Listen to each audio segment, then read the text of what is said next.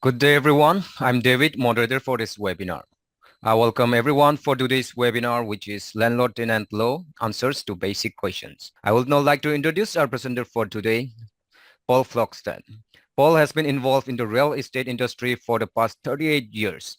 He has been involved in many facets of the real estate industry, including sales, appraisal, and property management. I would now like to hand over the floor to the speaker. Over to you, Paul. Very good. Thank you, David. And good afternoon, everyone.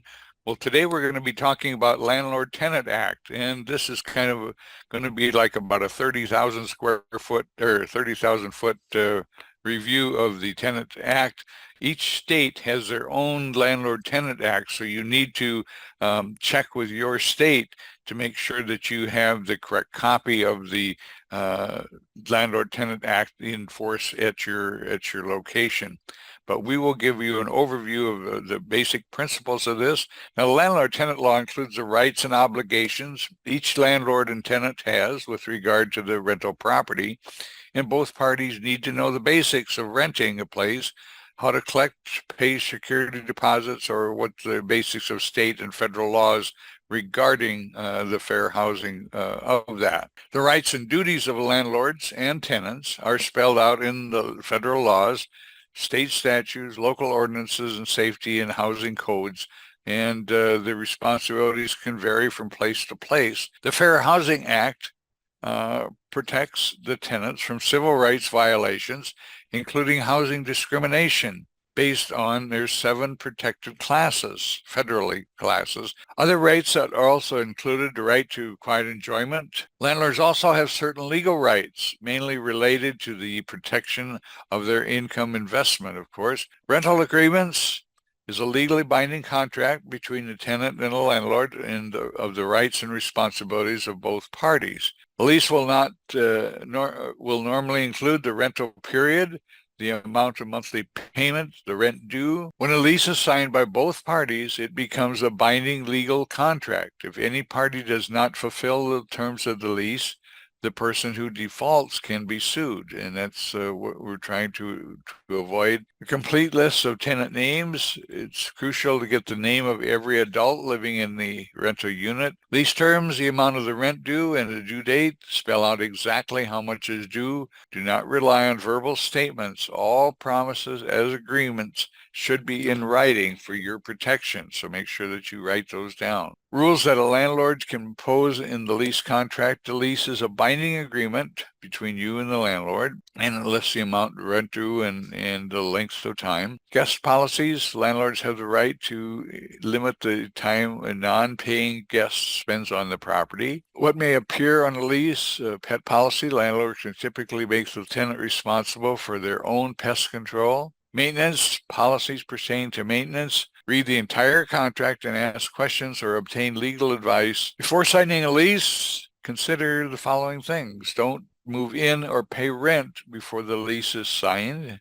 Make sure all the blanks are filled in or drawn through. Either delete the agreement, the agreed upon change by drawing a line through it and the desired clause to both the landlord and the tenant copy. Write whatever additions to the lease that are agreed upon, and each party needs to sign and date the agreement. Oral agreements. Oral agreement is the verbal relationship between the landlord and the tenant. While the landlord is allowed to raise the rent or change other conditions of the agreement upon 30 days notice, the tenant may terminate the lease on the first day of the next month. Whether there's a written agreement or not, the landlord and the tenant are subject to the laws of the state, clauses which permit the landlord to enter the apartment at any time and without notice. Any clause which you agree to gives up any rights that you have under the state or federal law. A landlord has the discretion to collect various deposits as well as some rent in advance. Some landlords require prospective tenants to pay an application fee.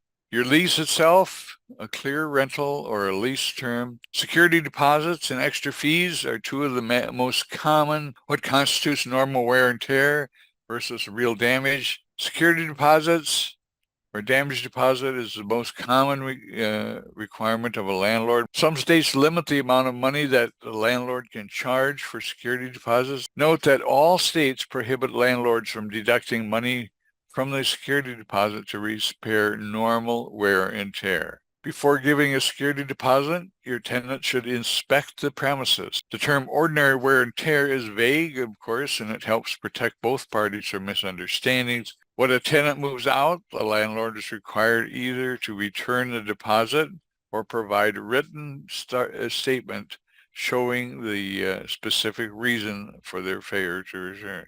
Landlord can withhold from the deposit only such amounts as are necessary to either remedy defaults in the payment or of the rent. Lots of times you'd want to charge a late fee and give the tenants a bit of a break. In most states, the landlord must provide proper notice in writing to the tenant before entering. A tenant has a right to possession and quiet enjoyment of the property he or she is renting. Only in the event of an emergency may a landlord lawfully enter your apartment unit without notice to you. Also, if the landlord is selling your rental unit, real estate agents are subject to the same rules about entering your property. All mechanical systems should be functional, although the tenants usually pay for their own utilities and they may be shut off for non-payment. Some states or cities require additional safety features such as window guards on upper stories, complete necessary repairs and damage not caused by the tenant, such as repainting or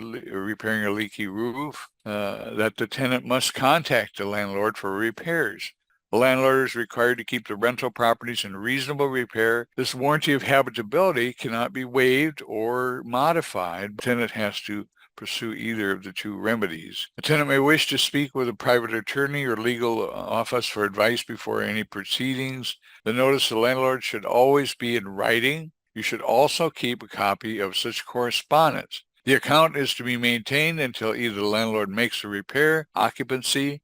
Ensure that your agreement specifies only the people who have signed the lease. Specify whether the property allows pets at all. Restrict specific disruptive and illegal activity from your tenants. The responsibilities of the landlord are to keep the property in habitable condition. The landlord may also have other rights as provided by a written rental agreement. Non-renewal restrictions. Few states heavily restrict landlords' ability to non-renew existing rental agreements.